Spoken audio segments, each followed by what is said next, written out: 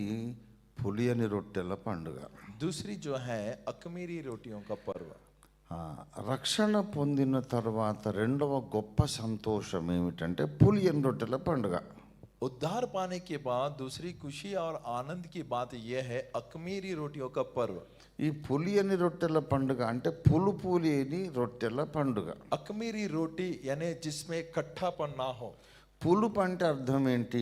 कट्ठापन यानी क्या है? పులుపు అంటే అర్థం ఏంటో 1 కొరింథీ 5:7-8లో చెబుతాడు. पहला कुरिन्थी 5:7-8 में वो बता रहा మీరు है। పులిపిండి లేని వారు గనుక మీరు కొత్త ముద్ద అగుటకై పాతదైన పులిపిండిని తీసి పారవేయుడి. पुराना खमीर निकालकर अपने आप को शुद्ध करो कि नया गूंदा हुआ आटा बन जाओ। 3 రకాల పులుపు ఉన్నది. 3 प्रकार के खट्टापन है। పాతది ఒక పులిపిండి, पुराना खमीरी है। రెండవది దుష్టత్వము ఒక పులిపిండి, दुष्टता की खमीरी आटा है। రెండవది అసత్యము ఒక పులిపిండి. असत्यता की खमीरी है। ఈ 3 ఇక్కడే రాయబడి ఉన్నాయి. ये तीनों यहाँ लिखी हुई है। మీరు చూడండి. आप देखें, నిష్కాపట్యం అంటే పరిశుద్ధత, पवित्रता, సత్యమును అను పులియని రొట్టెతో, सच्चाई की इस अखमीरी रोटी से। సత్యము అనేది పులియని రొట్టె. सच्चाई जो है ये अखमीरी रोटी है। సత్యము పులియని రొట్టె అయితే అసత్యం ఏమవుతుంది? यदि सच्चाई की खमीरी रोटी है तो असत्य क्या हो सकता है? సత్యము పులియని రొట్టె, सच्चाई का अखमीरी रोटी। మరి అసత్యం ఏమవుతుంది? परंतु असत्य क्या होगा फिर? పులిసిన రొట్టె. खमीरी। గనుక 3 విధాల పులిపిండి. इसीलिए 3 प्रकार के खमीरी है। రక్షణ పొందిన వారిలో నుండి ఈ 3 రకాల పులిపిండి తీసేయాలి. उद्धार पाए हुए लोगों में से 3 प्रकार के खमीरीपन को निकालना है। అప్పుడు నీకు గొప్ప ఆనందం కలుగుతుంది. तब तुझे बड़ा आनंद होगा। ఈ ఆనందం పేరు పరిశుద్ధ జీవితపు ఆనందము. इस आनंद का नाम है पवित्र जीवन की आनंद। పరిశుద్ధ జీవిత పండుగ. पवित्र जीवन का पर्व। ఎప్పుడు సంతోషం కలుగుతుంది నీకు? आपको कब आनंद मिलेगा? నీలో నుండి ప్రాచీన స్వభావం అనే పులిపిండి తీసేయాలి. आप में से पुराने स्वभाव की खमीरी को निकालना है। పాత అలవాట్లు ఆలోచన విధానం తీసేయాలి. पुराने सोच आदतों के विचार धारणाओं को निकालना है। అది 7వ వచనంలో చెప్పాడు. उस बात को आज 7वें आयत में बताया। పాతదైన పులిపిండి తీసేయాలి. पुराना खमीर निकाल। కొంతమంది విశ్వాసులు పాతదాన్ని వదిలిపెట్టరు. कुछ विश्वासी लोग पुराना जो है उसे छोड़ते नहीं है। బాప్తిస్మం పొందక ముందు చాలా పిసినారోడు, बपतिस्मा पाने से पहले बहुत ही कंजूस था। బాప్తిస్మం పొందిన తర్వాత పిసినారోడే. और बपतिस्मा लेने के बावजूद भी कंजूस ही रहेगा। బాప్తిస్మం పొందక ముందు చాలా సంకుచిత మనస్కుడు, बपतिस्मा लेने से पहले छोटा मन का था वो। బాప్తిస్మం పొందిన తర్వాత కూడా సంకుచిత మనస్కుడు. बपतिस्मा पाने के बावजूद भी वो फिर छोटा मन वाला ही रहेगा। ముందు స్వార్థపరుడు, पहले स्वार्थी था, తర్వాత రక్షణ పొందిన తర్వాత కూడా స్వార్థపరుడే. उद्धार पाने के बाद भी स्वार्थी ही रहेगा। రక్షణ పొందక ముందు బాగా కోపం, ముక్కోపి. उद्धार पाने से पहले बहुत गुस्से वाला था। తర్వాత రక్షణ పొందిన కూడా కోపి, ఇప్పుడు కోపం వస్తుంది. उद्धार पाने के बाद भी फिर भी अभी भी गुस्सा आता है।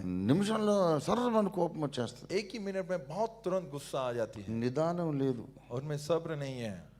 కొంతమందిని అడిగా నేను, ఏమయ్యా ఇంత కోపము, నిమిషంలోనే సర్వమని కోపడుతున్నావు ఏంటి అని అంటే, मैंने कुछ लोगों से पूछा, रहे क्यों 1 मिनट में इतने गुस्सा कर रहे हो, क्या हुआ? నేను మొదటి నుంచి ఇంతేనండి, मैं पहले से ऐसा ही जी, నా పుట్టుకే ఇంత, मेरा जन्म ऐसा ही है, మొదటి నుంచి ఇంతే నేను. मैं पहले से ऐसा हूँ। అరే మొదటి నుంచి ఎట్లా ఉండడానికి?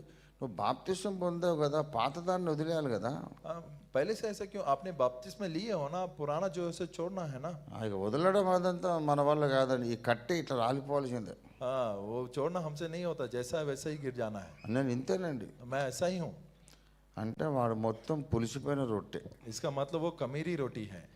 వాడికి లోపల సంతోషం ఉండదు, उसके अंदर में आनंद नहीं रहेगा, వాడిని బట్టి దేవునికి సంతోషం ఉండదు. उसके कारण परमेश्वर को भी आनंद नहीं होगा। నీకు నిన్ను గూర్చి ఎప్పుడు సంతోషం ఉండదంటే, నీకు నిన్ను గూర్చి సంతోషం ఎప్పుడు ఉండదంటే, अब अपने लिए अपने आप में आनंद कब नहीं रहेगा?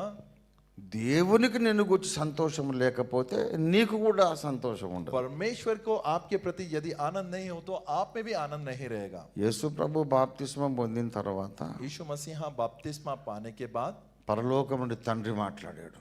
स्वर्ग से पिता ने बातें की, ఇదిగో నా ప్రియ కుమారుడు, यह मेरे प्रिय पुत्र ఈయన యందు నేను ఆనందిస్తున్నాను. जिसके कारण मैं आनंदित हूँ। ఆ మాట దేవుడు నిన్ను గూర్చి కూడా చెప్పాలి. वो बात परमेश्वर आपके बारे में भी कहे। ఎప్పుడైతే దేవుడు నిన్ను గూర్చి ఆనందిస్తాడో, जब कभी परमेश्वर आपके कारण आनंदित होता నీ है, లోపల గొప్ప సంతోషం ఉంటుంది. आप में भी महान आनंद होता है। దేవుడు ఎప్పుడు సంతోషిస్తాడు? परमेश्वर कब आनंदित होगा? పాతది వదిలేసినప్పుడు. पुराना छोड़ते हैं तब। పుట్టుకతో నీకు వచ్చిన గుణగణాలు మొత్తం వదిలేయాల. जन्म से आए हुए गुण लक्षणों को छोड़ना है। వాటిని వదలకుండా నువ్వు సంపూర్ణుడు కాలేవు. उसे छोड़े बिना परिपूर्ण नहीं हो सकते हो। ఎఫెసీ పత్రిక 4వ అధ్యాయము एफेसी 4 22వ వచనం. 22वें आयत। కావున మునుపటి ప్రవర్తన విషయములోనైతే మోసకరమైన దురాశల వలన చెడిపోవు మీ ప్రాచీన స్వభావమును వదులుకొని, कि तुम पिछले चाल चलन के पुराने मनुष्यत्व को भी भरमाने वाली अभिलाषाओं के अनुसार भ्रष्ट होता जाता है, उतार डालो। దాన్ని వదిలేయాల. उसे उतार डालने छोड़ना है। నేను మొదటి నుంచి ఉన్నట్టే ఇంకా ఉంటానంటే నువ్వు ఆత్మీయంగా ముందుకు నడవలేవు. मैं पहले से जैसा हूँ अभी भी वैसा ही रहूंगा यदि कहोगे तो आत्मिक रीति से उन्नति नहीं पाओगे। క్రైస్తవ జీవితం అనగా పుట్టిన నాటి నుంచి మన జన్మదినము నుండి మనకున్న గుణాన్ని అట్లనే మోసుకొని పోవడం క్రైస్తవ జీవితం కాదు. मसीहा जीवन यानी जब से हम जन्म लिए वैसे ही गुण तत्वों को लेकर जीना ही मसीह जीवन नहीं है। వాటిని వదిలేయాలి. उन्हें छोड़ना है। ప్రాచీన స్వభావం पुराने వదులుకొని स्वभाव मनुष्यत्व को छोड़ना है, నవీన స్వభావం ధరించుకోవాలి. नए स्वभाव को धारण करना है। గనక నీవు పండగ ఆచరించాలి. इसीलिए आप पर्व मनाएं। రక్షణ పండుగ తర్వాత పరిశుద్ధ జీవిత పండుగ. उद्धार के पर्व के बाद पवित्र जीवन की पर्व। ఆ పరిశుద్ధ జీవితంలో 3 పులిపిండులను తీసిపారేయాలి. उस पवित्र जीवन में 3 प्रकार की जो कमीरी आटा है उसे निकालना है। ఒకటేమో ప్రాచీన స్వభావం అనే పులిపిండి, एक जो है प्राचीन पुरानी स्वभाव की कमीरी, రెండవది పాపము అనే పులిపిండి, पाप की कमीरी दूसरी, దుర్మార్గత దుష్టత్వం అనే పులిపిండి. दुष्टता दुर्मार्गता ये कमीरी తీసేయాలి. उसे निकाल ले। మూడవది तीसरी जो है అసత్యము అనే పులిపిండి. असत्य ये खमीरी। చాలా మంది పాపాన్ని మానేస్తారు. बहुत सारे लोग पाप को छोड़ देते हैं, చాలా బ్రాడ్ మైండెడ్ గా ఉంటారు. बहुत ही विशाल सोच से रहते हैं वो, కానీ అబద్ధ బోధలను వదిలిపెట్టరు. परंतु झूठी शिक्षाओं को नहीं छोड़ते वे। దాన్ని కూడా వదిలేయాలి. उसे भी छोड़ना है, అప్పుడే నీకు సంపూర్ణ సంతోషం ఉంటుంది. तभी परिपूर्ण आनंद मिलेगा। అంటే నీ స్వభావాన్ని పరిశీలించుకో, పాతది వదిలేయాలి. आपके स्वभाव की परिशीलन करें और पुराने को छोड़ दे। నీ క్రియలను పరీక్షించుకొని పాప క్రియలను వదిలేయాలి. आप अपने कामों को परिशीलन करके जांच कर पाप की क्रियाओं को छोड़ दे। నీ సిద్ధాంతాన్ని కూడా పరిశీలించుకోవాలి. आपके सिद्धांत को भी जांच लें। అందులో అసత్య బోధలు ఉన్నాయి చూశారు. उसमें झूठी शिक्षा यदि हो, మానవ కల్పిత బోధలు, मनुष्यों के द्वारा कल्पना किए हुए शिक्षाएं, వాటిని వదిలేయాలి. उन्हें भी छोड़ना है। మనం బోధల విషయం కూడా జాగ్రత్త పడాలి. हम शिक्षाओं के विषय में सावधानी से रहें। యూదా పత్రిక 3వ వచనంలో చెప్పాడు. यूदा और तीसरे आयत में, యూదా 1వ అధ్యాయం కదా 3వ వచనం. यूदा की पत्री एक ही है, उसका तीसरे आयत ఏం చెబుతున్నాడు? పరిశుద్ధులకు ఒక్కసారే అప్పగింపబడిన ఆ బోధ నిమిత్తము మీరు పోరాడమని వేడుకొనుచు మీకు వ్రాయవలసి వచ్చెను. पवित्र लोगों के लिए एक ही बार चढ़ाया हुआ उस शिक्षा के विषय में मैं लिख रहा हूं। ఈనాడు రకరకాల భిన్న బోధలు ఉన్నాయి. आज के दिन बहुत सारे अलग अलग प्रकार के शिक्षाएं हैं। ఒక్కొక్క సిద్ధాంతం, ఒక్కొక్క డినామినేషన్కి ఒక్కొక్క సిద్ధాంతం. हर एक संस्था का अलग अलग सिद्धांत है। ఎవరిని అడిగినా ఇది మా చర్చి ఇట్లనేనండి, మొదటి నుంచి మా తాత నాటి నుంచి మేము ఇలాగేనండి అంటారు. किसी को भी यदि पूछे वो कहते हैं कि हमारा चर्च हमारे दादा के समय से ऐसा ही है। తాతల నాటి నుంచి మేము చిలకరింపే ఇస్తామండి. हमारे दादाओं से हम छिड़काव की बपतिस्मा ही देते हैं। తాతల నాటి నుంచి అసలు మాకు పరిశుద్ధాత్మ అనేది అవసరం లేదండి. हमारे दादाओं के समय से हमें पवित्र आत्मा की कोई जरूरत नहीं है। ఇట్లా రకరకాల బోధలు. కొంతమంది ఏమో శనివారమే ఆరాధన చేసుకుంటాం. इस प्रकार के अलग अलग प्रकार की शिक्षा है। कुछ लोग शनिवार के दिन आराधना करते हैं। కొన్ని డినామినేషన్స్ ఏమో అసలు ఈ వాయిద్యాలు ఎవరు పెట్టమనంటే అది తీసిపారేయండి, తప్పు, ఇది పాపము, వాయిద్యాలు వాయిస్తే నరకంలో పడతా అంటారు. और कुछ डिनोमिनेशंस ऐसे हैं कि अरे ये इंस्ट्रूमेंट किसने लगाने के लिए वो ये पाप है, ये गलत है, इसे यदि लगाओगे तो नरक में गिरेंगे। ఏది కొంచెం పాపం సరిపోదు అన్నట్టు ఒక హార్మోనియం, ఒక కీబోర్డ్. మళ్ళా ये थोड़ा सा पाप बस नहीं होगा, इसलिए एक हारमोनियम और एक कीबोर्ड। ఎంత పాపం, డబల్ పాపం. ये दुगुना पाप है। తీసి పారేయండి. निकाल कर फेंक दे। ఇవన్నీ వాయించొద్దు మనం. इसे सब बजाना नहीं है हमें। రకరకాల ఇవన్నీ రకరకాల బోధలు. इस प्रकार के अलग अलग प्रकार के शिक्षाएं हैं। కొంతమంది ఏమో కలర్ బట్టలు వేసుకోవద్దు, और कुछ लोग रंगीन कपड़े ना पहने, ఒట్టి తెల్ల బట్టలు వేసుకోవాలి. मात्र केवल सफेद कपड़े पहनना है। ఎందుకయ్యా తెల్ల బట్టలు? क्यों सफेद वस्त्र? అంటే జయించువారు తెల్లని వస్త్రములు ధరించుకుందరు అంటున్నాడు ఆయన. जय पाए हुए लोग श्वेत वस्त्र पहनेंगे।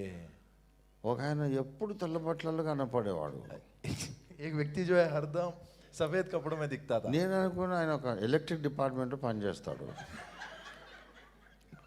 मैंने सोचा कि वो इलेक्ट्रिक डिपार्टमेंट में काम करता है। యాక్చువల్గా ఉద్యోగి, ఎలక్ట్రిక్ డిపార్ట్మెంట్. वास्तविकता में वो इलेक्ट्रिक डिपार्टमेंट में वो नौकर करता है। నేను అనుకున్నా ఆయన యూనిఫామ్ ఏమో అని అనుకున్నా. मैंने सोचा कि उसका यूनिफॉर्म होगा वो। ఓసారి ఆయన నన్ను అడిగాడు, एक दिन उसने मुझे पूछा, బ్రదర్ మీరు దైవజనులు ఎందుకు మీరు రంగురంగుల బట్టలు వేసుకుంటున్నారు? आप पास्टर साहब हो, आप क्यों कलर कलर के कपड़े पहनते हो? ఏదో నాకు ఇష్టము, నాకు బ్లూ ఇష్టము, లేకుంటే కొంచెం మంచిగా ఉండాలని ఇష్టం, ఎందుకు నీకు అభ్యంతరమా అని అడిగా. मैंने कहा कि मुझे पसंद है, मुझे नीला रंग पसंद है और अच्छा रहना मुझे पसंद है, इसके कारण कुछ आतंक है कि आपको? मैंने कहा उससे, మరి మీరెందుకు ఎప్పుడు తెల్ల వస్త్రాలు వేసుకుంటున్నారు? मैंने कहा कि आप क्यों लगातार सफेद कपड़े पहनते हो? మీది కంపెనీ, మీ ఆఫీస్లో ఇది యూనిఫామ్ ఇది? मैंने कहा कि आपकी कंपनी या ऑफिस का यूनिफॉर्म है क्या? కాదు సార్, మీకు ఇంకా తెలియనట్టున్నది, దైవజనుడు కదా, బైబిల్ ఏం చెబుతుంది, జయించువారు తెల్లని వస్త్రములు ధరించుకుందరు. नहीं साहब, ऐसी बात नहीं है, आपको पता नहीं बाइबल क्या बता रही है। जिन्होंने जय पाया वे श्वेत कपड़े, सफेद कपड़े पहने रहते हैं। నేను షాక్ తిన్నా. मैं चकित हो गया। బ్రదర్ నీ తెల్లని వస్త్రాలని ఎక్కడనే ఖర్చు అయిపోతున్నట్టు, పైన పోయినాక ఏముండేటట్టు లేవు కదా. मैंने ఇక ఆయన వస్తే ఇప్పుడు సురేందర్ భాయ్ని వద్దా నువ్వు చెప్పొద్దు ట్రాన్స్లేషన్ అంటాడు. यदि वो आए तो कहेगा सुरेंद्र भाई साहब आपको ट्रांसलेशन नहीं करना, आप पागल हो जाओ। ఇక్కడ చాలా మంది కలర్ బట్టలు వేసుకున్నారు. यहाँ बहुत सारे लोग रंग रंगीन कपड़े पहने हैं। ఆయన ఒప్పుకోడు. वो मानेगा नहीं। నేను చెప్పాను, मैंने कहा బ్రదర్, भाई साहब అతి పరిశుద్ధ స్థలములోనికి ప్రధాన యాజకుడు ఒక్కడే వెళ్ళాలి. अति पवित्र स्थान में महान याजक अकेला ही गया। సంవత్సరానికి ఒక్కసారి వెళ్ళాలి. और साल में एक ही बार जाना है। ఒక్కడే అనుమతించబడ్డాడు. एक ही को परमिशन मिला है। అప్పుడు ఆయన ఎలాంటి బట్టలు వేసుకున్నాడు తెలుసా? तब उन्होंने किस प्रकार के कपड़े पहने पता है? నీల ధూమ్ర రక్తవర్ణ వస్త్రములు. नील, उसमें उसका purple, blue, purple and blood red. जो नीली रंग के है उसमें थोड़ी सी सेंद्रीय कलर होता है, उसमें पर्पल रंग भी होता है। ఆ కలర్ బట్టలు మంచి నకిషీ పని, చక్కగా అల్లిక పని, డిజైన్స్గా అది వేసుకొని పోవాలి. उस रंगीन वस्त्रों को बहुत सुंदर तरीके से डिजाइन किए हुए कपड़ों को पहनकर जाना है. దేవునికి తెల్ల బట్టలే ఇష్టమైతే మరి అది చెప్పేవాడు కదా యాజకుడు, నా దగ్గరకు వచ్చేటప్పుడు తెల్ల బట్టలు వేసుకోవడం చెప్పేవాడు కదా. यदि परमेश्वर को सफेद कपड़े ही यदि पसंद है तो याजक जो जग्गा पहनते थे ना, वो कहने वाला था ना कि तू जब कभी यहाँ पर आएगा सफेद कपड़े ही पहन के आना। మీ డినామినేషన్ పెద్దలను పోయి ఈ ప్రశ్న అడగండి. मैंने कहा आपके संस्था के जो बड़े लोग हैं ना, उनसे ये सवाल करें, తెల్లని వస్త్రాలు ధరించుకోకపోతే పరలోకానికి రారు అనేది నిజమైతే మరి యాజకుడు ఎందుకు ఈ 3 రంగుల బట్టలు వేసుకుంటేనే అతి పరిశుద్ధ స్థలానికి వెళ్ళాడు? మీ పెద్దలను అడగండి. सफेद कपड़े नहीं पहनोगे तो आप स्वर्ग में नहीं आओगे, तो याजक क्यों करके 3 प्रकार के रंगों के कपड़े पहन के वो अति पवित्र स्थान में जाते हैं? ये सवाल आप अपने बड़ों से करें। వెళ్ళి అడిగాడు. वो जाकर उसने पूछा, నెక్స్ట్ సండే కనపడ్డాడు. दूसरे रविवार को दिखाओ। ఏమన్నారు మీ పెద్దలు అంటే, मैंने कहा आपके बड़ों ने क्या कहा? ఇంకోసారి మీతో మాట్లాడొద్దన్నారండి. दोबारा आपसे बातें ना करें।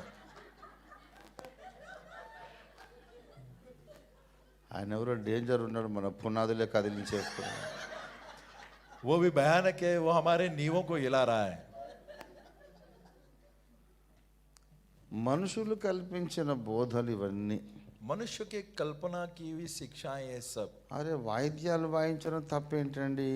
इंस्ट्रूमेंट को बजाना इसमें क्या गलत है?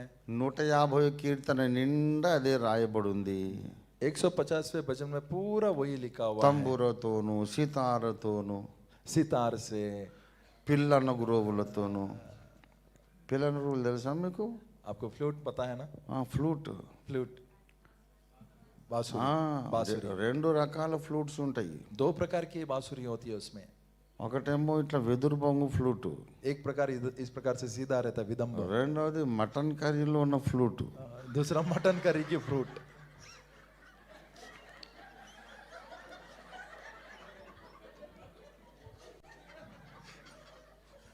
నల్లి నల్లి బోల్తాయి నా? नली। నల్లి బజా के प्रभु को स्तुति करना है.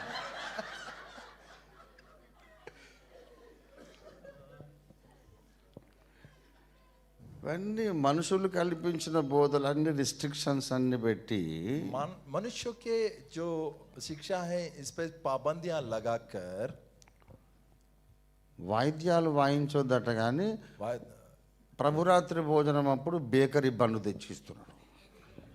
वायदों को नहीं बजाना है, लेकिन जब प्रभु भोज का दिन रहता है तो क्या क्या बजाते हो? బేకరీలో బండ్లు. బేకరీ में बन रहता ना भाई. बेकरी बंस लाके प्रभु भोज में देते हैं। అది పులిసిన రొట్టె. वो कमीरी रोटी है। అది ఎట్లాగో ఉబ్బుతుంది. कैसे फूलता है वो? పులిసింది కాబట్టి ఉబ్బుతుంది. वो उसमें कमीरी है इसीलिए फूला है।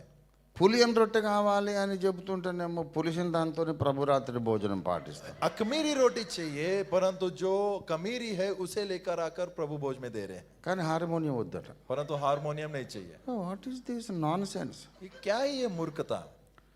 దేవుడు చెప్పిందేవో చెయ్యరు, जो परमेश्वर ने जो कुछ बताया उसे न करते हुए మనుషులు కల్పించిన కట్టడలేమో చాలా నిష్ఠగా పాటిస్తారు. मनुष्यों ने जो नियमों को बनाया उसे बड़ी श्रद्धा के साथ पूर्ण करते हैं। ఇదంతా పులిపిండి. ये पूरा कमेरी आटा है। ఇదంతా మనలో ఉన్నంతసేపు ये जब तक के हमें रहेगा, పరలోకము నుండి దేవుడు మనల్ని గురించి సాక్ష్యం పలకలేడు. स्वर्ग में से परमेश्वर हमारे लिए गवाही नहीं देगा। ఈ పులిపిండి అంతా పోవాలి. ये कमेरी आटा को पूरा जाना है। పాత స్వభావం అనే పులిపిండి పోవాలి. पुरानी स्वभाव की कमेरी को जाना है।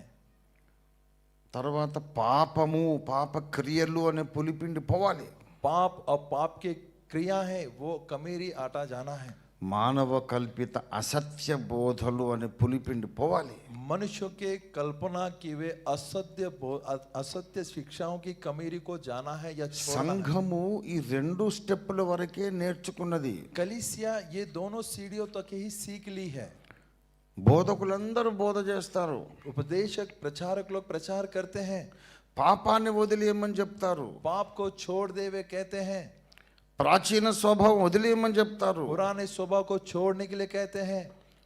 కానీ అసత్యమును వదిలేయమని చెప్పరు. असत्य को छोड़ने के बारे में नहीं कहते हैं। అసత్యము కూడా ఒక పులిపిండి అని చాలా మంది బోధకులకు తెలియదు. असत्य ये जो है एक कमेरी आटा है, ये बहुत सारे प्रचारकों को नहीं पता। ప్రాచీన స్వభావం చాలా వరకు వదులుకున్నారు. पुराने स्वभाव को बहुत छोड़ दिए हैं, పాపాన్ని వదిలేశారు. पाप को भी छोड़ दिए हैं, పరిశుద్ధ ప్రవర్తనతో జీవిస్తున్నారు. पवित्र चाल चलन से जी रहे हैं, అయినా దేవునికి అసహ్యంగా కనబడుతున్నారు. फिर भी परमेश्वर को असहनीय दिख रहे हैं। అన్ని మనుషులు పుట్టించిన బోధలతో గజిబిజి గందరగోళంలో బ్రతుకుతున్నారు. मनुष्यों ने कल्पना की हुई शिक्षाओं के द्वारा पूरी गड़बड़ी मचा दी है। దేవుడు చెబుతున్నాడు, ఐ హేట్ దిస్ సిచ్యువేషన్. मैं इस परिस्थिति को घृणा करता हूँ, द्वेष అరే करता हूँ। సిద్ధాంతాలు మార్చుకోండి. इन पूरे सिद्धांतों को बदल दे। అపోస్తలుడైన పౌలు వాళ్ళ బ్రతికి ఉంటే ఏ బోధ చేస్తాడో అదే బోధ మనం చెయ్యాలి, నమ్మాలి. यदि प्रेरित पौलुस आज जीवित रहेगा तो कौन सी उपदेश जो करते हैं वही उपदेश को हमें करना है और देना है। అదే యూదా 3వ వచనం చెబుతుంది. యూదా की तीसरी आयत वही చదవండి దయచేసి. ప్రియులారా, మనకందరికీ కలిగేడు రక్షణను గూర్చి మీకు వ్రాయవలెనని నేను విశేష ఆసక్తి కలిగి ప్రయత్నపడుచుండగా ఒక వేరే టాపిక్ రాద్దాం అనుకున్నాడు యూదా. यूदा ने सोचा कि मैं एक अलग विषय को लिखूंगा। ఏంటి ఆ విషయం? कौन सा है वो विषय? మనకందరికి కలగబోవచ్చున్న రక్షణను గూర్చి రాద్దాం అనుకున్నాడు. हम जब जो पाने के उद्धार के बारे में लिखने वाला था, పరలోకంలో దేవుడు ఇవ్వబోతున్న నిత్య రక్షణ గూర్చి మాట్లాడదాం అనుకున్నాడు. अनंतकालीन उद्धार जो स्वर्ग में परमेश्वर देने वाला है उसके बारे में लिखने वाला था। దేవుడు ఇవ్వబోతున్న బహుమానాల గూర్చి మాట్లాడదాం అనుకున్నాడు. परमेश्वर जो देने वाले हैं विराजमान, उसके बारे में वो लिखने वाला था। అయితే పరిశుద్ధాత్మ దిగొచ్చాడు, पवित्र आत्मा उतर कर आए, చెప్పాడు, बताया, యూదా ए यहूदा, ఆ టాపిక్ ఇప్పుడు పక్కన పెట్టు. उस विषय को बाजू में रख दे। अभी కలగబోవచ్చున్న రక్షణను గూర్చి ఇప్పుడు చెప్పేది అవసరం లేదు, తర్వాత చెప్పొచ్చు. पाने होने वाले उद्धार के बारे में अभी लिखने की कोई जरूरत नहीं है, అది తర్వాత చెప్పొచ్చు. उसे बाद में बता सकते हैं। అంతకన్నా అర్జెంట్ మెసేజ్ ఒకటి ఉంది. उससे भी बहुत ही आवश्यक संदेश एक है, ఇది రాయి నువ్వు ये लिख आप। అని బలవంత పెట్టాడు. उसे जबरन किया, రాయవలసి వచ్చాను. उसे लिखना ही पड़ा। ఏంటి రాయాల్సి వచ్చింది? क्या लिखना पड़ा उसे? పరిశుద్ధులకు ఒక్కసారి అప్పగింపబడిన ఆ బోధ నిమిత్తము పోరాడవలెనని మీకు వ్రాయవలసి వచ్చాను. पवित्र लोगों के लिए पहुंचाया गया उस शिक्षा को पहुंचाने के लिए, लड़ाई करने के लिए वो लिख रहा है। పరిశుద్ధులకు ఒక్కసారి అప్పగించబడ్డ బోధ మొదటి శతాబ్దంలో, आदि शताब्दी में पवित्र लोगों को सौंपी गई है वो शिक्षा। తర్వాత బోల్డ్ అని బోధలు చాలా మంది నాకు బయలుపరచబడిందని వచ్చారు. बहुत सारे उसके बाद शिक्षा मुझे मिला ये सब बताने लगे। फिर ఒక తిక్కలైన వచ్చి నాకు బయలుపరచబడ్డదని చెప్తున్నాడు. इसी प्रकार से एक पागल व्यक्ति आकर मुझे प्रकटन हुआ, मुझे मिला है, उसने कहने लगा। ఏంటంటే యేసు ప్రభు దేవుడే కాదట, उसने बताया यीशु मसीह परमेश्वर ही नहीं है, దేవుడు ఆయనకు బయలుపరిచాడు. उसने परमेश्वर ने उसको बताया। ఇంతకన్నా వెర్రితనం ఉందా? इससे बढ़कर की मूर्खता कुछ है क्या? और మైండ్ మొత్తం అది పోయింది. అసలు मैं तो कहता हूँ पूरा गया उसका, లాజిక్ పోయింది. पूरी लॉजिक गई। యేసు ప్రభు దేవుడు కాదని నాతో వాదిస్తున్నాడు. यीशु मसीह परमेश्वर नहीं है करके मेरे से तर्क कर रहा था। నేను అడిగాను, मैंने कहा उसे, సరే బ్రదర్ ఆలోచిద్దాము, ఇప్పుడు నువ్వు నాతో మాట్లాడుతున్నావు యేసు దేవుడు కాదని. मैंने कहा ठीक है भाई, अपन सोचेंगे। अब आप मुझसे बात कर रहे हो कि यीशु परमेश्वर नहीं है। నువ్వు ఒక ముస్లిం దగ్గరికి పోయి ఏం సువార్త చెప్తావు? एक मुस्लिम के पास जाकर आप कौन से सुसमाचार बताओगे? ఒక ముస్లిం సోదరుడి దగ్గరికి పోయి నువ్వేం చెప్తావు? एक मुस्लिम भाई के पास जाकर आप क्या बताओगे? సోదరుడా, నాకు సంగతి తెలిసింది, యేసు దేవుడు కాదు అన్నావు అనుకో, भाई साहब मुझे एक बात पता चली कि यीशु परमेश्वर नहीं है। మరి అదే కదా మొదటి నుంచి మేము చెప్తున్నాం, అందుకే మేము మహమ్మద్ని వెంబడిస్తున్నాం అంటాడు. वो कहेगा वही बात तो हम पहले से बता रहे, इसीलिए हम मोहम्मद का अनुकरण कर रहे हैं। యేసు దేవుడు కాదని నీకు ఇప్పుడు తెలిసింది, మాకు మొదటి నుంచి తెలిసే ఇస్లాంలో ఉన్నాము అంటాడు. वो कहेगा कि यीशु मसीह परमेश्वर नहीं है करके आपको ही पता चला, मुझे पहले से पता है, इसीलिए हम इस्लाम में हैं। యేసు దేవుడు కాదని అంటున్నావు, यीशु परमेश्वर नहीं है करके कह रहे हो। ఒక హిందువుకి ఏమని చెప్తావు? एक हिंदू को क्या बताओगे? ఒక హిందూ మిత్రుడి దగ్గరికి వెళ్ళి, एक हिंदू मित्र दोस्त के पास जाकर యేసు దేవుడు కాదని చెప్పావనుకో, यीशु परमेश्वर नहीं करके यदि आप बताओगे, అది మాకు ఎప్పుడో తెలుసు, అందుకే 33 కోట్ల మందిని పెట్టుకున్నాము అంటాడు. वो हमको पहले से पता है, इसीलिए 33 कोटि लोगों को हमने लगा ली है। You have no message for a non Christian. एक अन्य जाति के लिए आपके पास कोई संदेश नहीं है। వీరి మెసేజ్ అంతా ఆల్రెడీ క్రిస్టియన్స్లో ఉన్నోళ్ళని గలిబిలి చేసేందుకు. इसका जो संदेश है ना, जो मसीह में जो लोग है उसमें गलबली मचाने के लिए है। స్టూపిడిటీ కదా ఇది. ये मूर्खता नहीं है क्या? అరే అంత కోపం ఎందుకు బ్రదర్, ఇక కొట్టలేదు సంతోషపడని చెప్పిన. वो कहने लगे इतना गुस्सा क्यों? मैंने कहा अभी मारा नहीं, उससे खुशी मना दो। పిచ్చోడ ముందు తలకాయ సరిగా చేసుకో, నువ్వు బుర్ర అంతా ఉల్టా పల్టా ఉన్నది. मैंने कहा ये पागल, तू अपने सिर को सीधा कर ले, तेरा जो सिर है, तेरा मेंदू है उल्टा पुल्टा है। యేసు దేవుడు కాదు అని చెప్పుకుంటూ అన్యుల్ని ఎలా రక్షణలో నడిపిస్తావు? यीशु परमेश्वर नहीं करके आप अन्य जातियों को किस तरह से उद्धार में चलाओगे? ఈ దినాల్లో రకరకాల మానవ కల్పిత బోధలు వచ్చినాయి. इन दिनों में मनुष्यों के द्वारा कल्पना की हुई अनेक प्रकार की शिक्षाएं आए हैं। లేటెస్ట్ గా ఇంకోటి తయారైంది. अभी लेटेस्ट, अभी तरोताजा और एक तैयार हुआ है। యేసు ప్రభువు కూడా ఆదాము రక్తానికే పుట్టాడట. यीशु मसीह भी आदम के लहू में ही जन्म लिया बोलते हैं। ఆయన కూడా పాపిగానే పుట్టాడట, పాప స్వభావంతోనే పుట్టాడట. वो भी पापी और पाप के स्वभाव से जन्म लिया है बोलते हैं।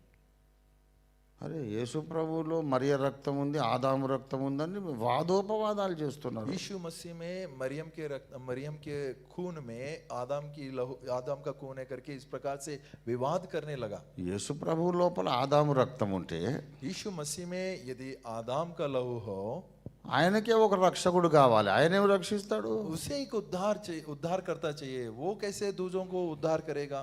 యేసు ప్రభువులో ఉన్నది ఆదాము రక్తం కాదు. यीशु मसीह में जो है आदम की लहू नहीं है। అపోస్తలుల కార్యాలు 20వ అధ్యాయం 28వ వచనం ప్రకారం దేవుడు తన స్వరక్తమిచ్చి సంపాదించిన సంఘం. प्रेरितों का काम 20वें अध्याय 28वें आयत के अनुसार परमेश्वर ने अपना खुद का लहू दिया हुआ, और దేవుని స్వరక్తం, परमेश्वर खुद का लहू दिया हुआ है। దేవుని స్వరక్తం ఇచ్చి సంఘాన్ని కొన్నాడట. परमेश्वर ने अपना खुद का लहू देकर कलीसिया को मोल लिया है। ఆదాము రక్తం యేసు ప్రభులో లేదు. आदम की लहू यीशु मसीह में नहीं है। అది వేద క్రొత్తగా దేవుడు సృష్టించిన మానవ పరిశుద్ధ రక్తం. वो नई रीति से परमेश्वर का निर्माण किया हुआ पवित्र लहू है। అందుకే ఆ రక్తము మొదటి పేతురు పత్రిక 1:19 ప్రకారం అమూల్యమైన రక్తం. इसीलिए वो जो लहू है पहला पत्रस 1:15 के अनुसार वो बहुमूल्य है।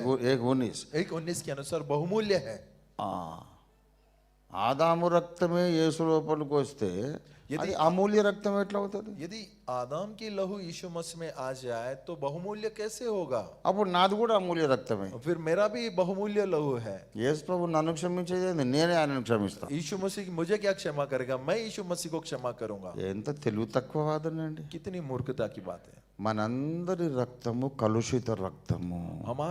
हमारे सबों का लहू जो है वो प्रदूषित लहू है। యేసుది ఒక్కటే అమూల్య రక్తం. यीशु मसीहा का ही लहू है जो बहुमूल्य है। యేసు కార్చింది ఒక్కటే పరిశుద్ధ రక్తం. यीशु मसीह ने जो बहाया वो पवित्र लहू है। యేసునాథుని రక్తం ఒక్కటే నాశనము లేని అక్షయమైన జీవము గల రక్తం. यीशु मसीह का ही लहू है जो जिसमें नाश नहीं है, अक्षयता की जीवन लक्षण है उसमें। మనందరిది పాపపు రక్తం. हम सबों का पाप का लहू है। యేసు కార్చింది దేవుని రక్తం. यीशु मसीह ने जो बहाया वो परमेश्वर का लहू था। ఇప్పుడు వీళ్ళకు బయలుపరచబడ్డదట యేసు ప్రభు కూడా నీలాగా నాలాగానే పుట్టాడట. इनको बताया गया कि यीशु मसीह आपके समान मेरे समान जन्म लिए हैं। ఆదాము రక్తం ఆయనలో ప్రవహించేది ఉంటే కష్టపడి కన్యకెందుకు పుట్టాలా? वो आदम का लहू यदि उसमें प्रवेश किया तो वो क्यों करके वो कन्या के गर्भ में जन्म लेना है? మైండ్ మొత్తం పోయింది. उसकी बुद्धि चली गई। మళ్ళీ వీళ్ళు మాత్రం మేము సిగరెట్ తాగము, మేము మంచి పరిశుద్ధంగా ఉంటాము, తాగుడు లేదు, మేము చాలా నీతిమంతులము అనుకుంటున్నారు వీళ్ళు. वे बाहर के लिए कहते हैं कि हम सिगरेट नहीं पीते, हम पवित्र हैं, हम दारू नहीं पीते, हम बहुत धार्मिक लोग हैं करके वे सोचते हैं। అవన్నీ మానేయడం నీ ఆరోగ్యానికి మంచిది. वे सब छोड़ना ये आपके शरीर के लिए अच्छा है। కానీ ఇట్లాంటి పనికి మళ్ళీ చెత్త బోధలు తీసుకొస్తున్నవే నీ ఆత్మీయ ఆరోగ్యం పాడైపోతుంది. इस प्रकार की झूठी शिक्षा जो ला रहे हो ना, जिसके द्वारा आपकी आत्मिक आरोग्यता खराब हो रही है। నువ్వు సిగరెట్ తాగినా సారా తాగినా నీకు ఒక్కనికే క్యాన్సర్ వస్తుంది, టీబీ వస్తుంది. यदि आप सिगरेट पिए या दारू पिए, आपको अकेले को कैंसर आएगा या टीबी आएगी। కానీ వాక్య వ్యతిరేకమైన పిచ్చి బోధలు చేస్తే సంఘం అంతటికి క్యాన్సర్, సంఘం అంతటికి టీబీ వస్తుంది. वचन के व्यतिरिक्तता में यदि गलत शिक्षा यदि देते हो तो पूरी कलीसिया को कैंसर लगेगा, कलीसिया को टीबी लगेगी। అందుకే దేవుడు అంటున్నాడు అసత్యమని పులిపిండి అవతల పారేయండి. इसीलिए परमेश्वर कहता कि असत्यता की अखमीरी को निकाल कर बाहर फेंक दे। ఇది ఎన్నో పండుగ? ये कितवी पर्व है? ये రెండవ పండుగ. दूसरी पर्व। ఇలాగ మెట్టు మెట్టు ఎక్కాలి. इस प्रकार से सीढ़ी पे सीढ़ी चढ़ना है। ఇలాగ 7 మెట్లు ఎక్కితే जब इस प्रकार से हम 7 सीढ़ियों को चढ़ते అప్పుడు हैं, సంఘమంతా మోషేలు, ఏలియాలు, దానియేలులు అందరూ తయారవుతారు. तब कलीसिया पर में मूसे, एलिया, दानियल के समान लोग उत्पन्न होते हैं। ఇప్పుడు దానియేలు, షద్రక్, మేషక్, అబేద్నెగోలు బైబిల్లో ఉన్నారు, సండే స్కూల్ ఖతర్లో ఉన్నారు, సంఘంలో లేరు. अभी दानियल, शद्रक, मेशक, अबेदनगो जो है वे बाइबल में और संडे स्कूल के कहानियों में है, कलीसिया में नहीं है। ఎందుకంటే ఎక్కాల్సిన మెట్లు ఎక్కరుగా. क्योंकि जिन सीढ़ियों को चढ़ना है वे नहीं चढ़ रहे हैं ना। సరిగా ఎక్కండి అని చెప్తున్నాను. నేను ఎవరిని రూపాయి అడగలేదు. मैं किसी को 1 रुपए नहीं मांग रहा हूँ, सही रीति से चढ़े आप। సరిగా మెట్లు ఎక్కండి, సంపూర్ణులు కండి. सही रीति से चढ़कर परिपूर्ण हो जाए। పైకి పోయినాక దేవుడు నాకు ఇచ్చే బహుమానం ఇస్తాడు. ऊपर जाने के बाद जो बहुमान मुझे देना है परमेश्वर मुझे देगा। అందరూ సంపూర్ణులు కండి. सभी लोग परिपूर्ण हो जाए। ఈ భారముతోనే పౌలు బోధించాడు. इस बोझ के द्वारा पौलुस ने प्रचार की। కొలస్సీ పత్రిక 1:28లో कुलुस्सी 1:28 में పౌలు యొక్క బోధన భారము, బోధన ఉద్దేశం చెప్పాడు ఆయన. पौलुस अपनी बोझ, अपने उद्देश्य को वहां बता रहा है। చదవండి దయచేసి. ప్రతి మనుష్యుని క్రీస్తు యేసునందు సంపూర్ణునిగా చేసి ఆయన ఎదుట నిలవబెట్టవలనని ప్రతి మనుషునికి బుద్ధి చెప్పి బోధించుచున్నాం. हर एक मनुष्य को प्रभु यीशु मसीह का सामने सिद्ध कर कर खड़ा रखो, इस प्रकार से वो बता रहा है वहां। చదవండి 1:28 కొలోసియన్స్ 1:28. जिसका प्रचार करके हम हर एक मनुष्य को चेतावनी देते हैं और सारे ज्ञान का हर एक मनुष्य को सिखाते हैं कि हम हर एक व्यक्ति को मसीहा में सिद्ध करके उपस्थित करें।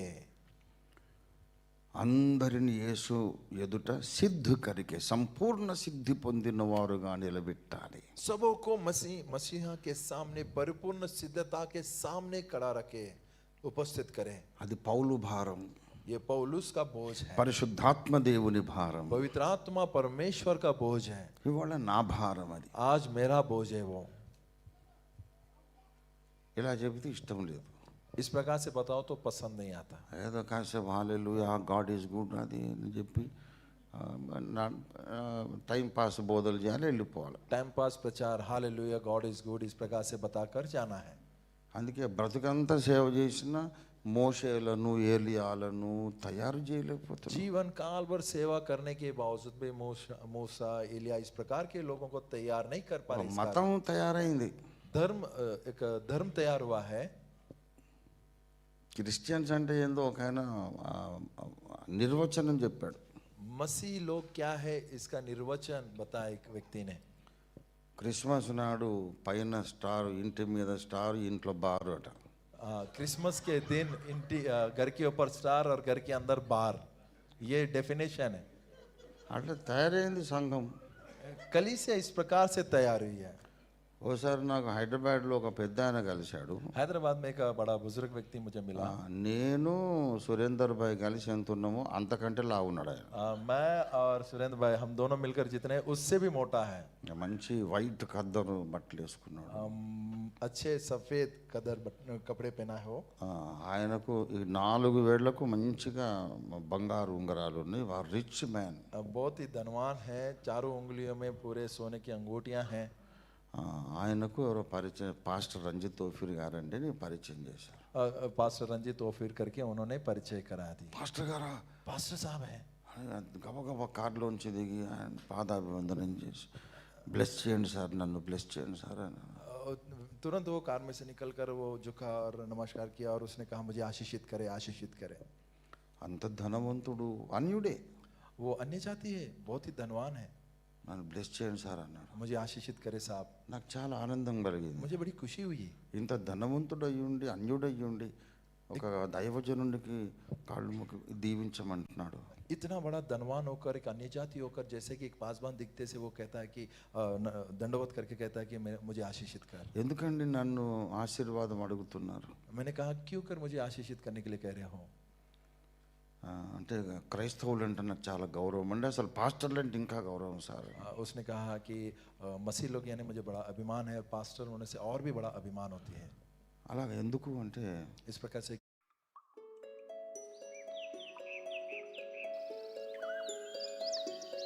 బ్రాండీ షాప్స్ అన్నిటి అసోసియేషన్లో నాయకుడినండి. ये ट्विन सिटीज जो है ब्रांडी शॉप एसोसिएशन का लीडर हूँ मैं।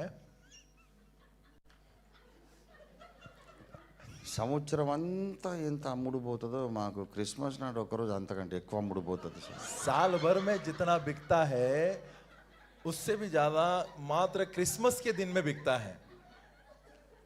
అందుకు అబ్బా మీరు మహానుభావులు సార్ అంటున్నాడు. इसीलिए वो कह रहा है कि साहब आप बहुत महान हो। అరే నేను తలకాయ ఎక్కడ పెట్టుకొని అర్థం కాలేదు. अब मैं अपना सर कहाँ छुपाऊं मुझे समझ में नहीं आई। నేను దగ్గర పట్ల బావి ఉంటే దూకుదాం అనిపించింది. यदि आसपास में यदि कुआं हो तो मैं कूदने की कोशिश की। మేము ఉద్యోగాలు మానుకొని మాకున్నదంతా త్యాగం చేసి దెబ్బలు తిని మా నెత్తురు గార్చి బాధలు పడి ఇంతకు రాత్రి మగళ్ళు కష్టపడి ఏమి రూపాయి సంపాదించకుండా కష్టపడేటోళ్ళు నాలాంటి వాళ్ళు వేల మంది దైవజనులు ఉన్నారు. వీళ్ళందరూ కష్టపడుతుంటే ఆఖరికి క్రైస్తవులకు ఈ సాక్ష్యం వచ్చింది.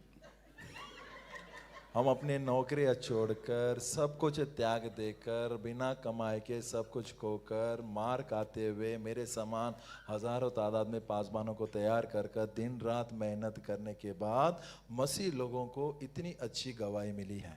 నేను ఒక్కడనే కాదు, ఆనంద్ గారు ఎంతో త్యాగంతో సేవ చేశారు. मैं अकेला ही नहीं, भाई आनंद साहब ने कितना त्याग किए हैं। ఆయన కనుక కొంచెం కాంప్రమైజ్ అయితే వాళ్ళ పెద్ద కోటీశ్వరుడుగా రాజభవనంలో ఉంటాడు. यदि थोड़ा सा वो कॉम्प्रोमाइज यदि कर लेते थे तो धनवान एक करोड़पति बनकर अच्छे भवन में रहते थे। ఎందరో నమ్మకమైన దైవజనులు ఉన్నారు. कितने ही विश्वास योग्य पासवान लोग हैं। ఒక్క ఓఫిర్ మినిస్ట్రీసే కాదు, एक ओफिर मिनिस्ट्री ही नहीं, ఎందరో ఉన్నారు. बहुत सारे लोग हैं। ఇంతమంది కష్టపడుతుంటే इतने लोग प्रयास उठा रहे हैं। సమాజంలో మనకు క్రైస్తవులకి ఈ సాక్ష్యం దొరికింది. समाज में मसीह लोगों को ये गवाही मिली है।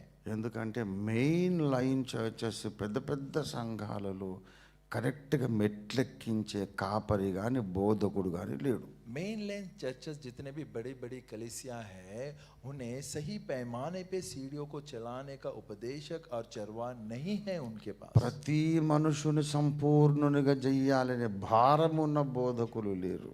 हर एक मनुष्य को परिपूर्ण बनाने का बोझ लगा हुआ, बोझ से भरा हुआ पासवान नहीं है। భారం ఉన్నా సరే దారి దొరకటం లేదు. यदि बोझ है परंतु मार्ग नहीं मिल रहा है। అందరూ సంపూర్ణులు కావాలి కానీ ఎట్లా కావాలో తెలియటం లేదు. सबों को परिपूर्ण होना है परंतु किस प्रकार से होना है वो पता नहीं। క్రీస్తు నందు సంపూర్ణులు కావాలి. मसीहा में परिपूर्ण हो जाए। మళ్ళీ క్రీస్తు నందు అనగానే मसीहा में यानी ఈ పండుగలు టచ్ అవుతాయి. ये सारे पर्व जुड़ जाते हैं। నిజమైన పండగ క్రీస్తు నందు ఉంది. सच्चा पर्व मसीह में है। ఇది చాలా ఇంపార్టెంట్ సబ్జెక్ట్, बहुत ही विशेष विषय है। అందుకే చెప్పాను ఇది మీ అర్థం కాకపోతే అక్కడ నిలబడేదే లేదు, అసలు మర్చిపోండిగా. इसीलिए मैंने कहा यदि ये समझ में नहीं आएगा तो वहाँ खड़ा रहने का विषय के बारे में भूल जाए। పరలోకంలో చేరాలంటే మనము ఈ సంపూర్ణత ఎలా సాధించాలనే దాని మీద దృష్టి పెట్టాలి. स्वर्ग में जाने के लिए इस परिपूर्णता को किस प्रकार से मुझे प्राप्त करना है उस पर अपने ध्यान लगाएं। క్రీస్తుకు బయట నువ్వు సంపూర్ణుడు కాలేవు, मसीह के बाहर अब परिपूर्ण नहीं हो सकते हो। క్రీస్తు నందు మాత్రమే సంపూర్ణుడు కాగలవు. मसीहा में अब परिपूर्ण हो सकते हो। క్రీస్తు నందు మాత్రమే ఎందుకు సంపూర్ణుడు కాగలవు? मसीहा में ही क्यों परिपूर्ण हो सकते हो? క్రీస్తు నందే నిజమైన పస్కా ఉంది. मसीहा में सच्चा फसा है। క్రీస్తు నందు నిజమైన పులియని రొట్టెల పండుగ ఉంది, मसीहा में सच में अकमीरी पर्व है ఇంకా 5 పండుగలు ఉన్నాయి. और 5 पर्व है. అపారమైనటువంటి సబ్జెక్ట్ ఇది. बहुत ही विस्तार विषय है ये. మూడవ పండుగ ప్రథమ ఫలముల పండుగ.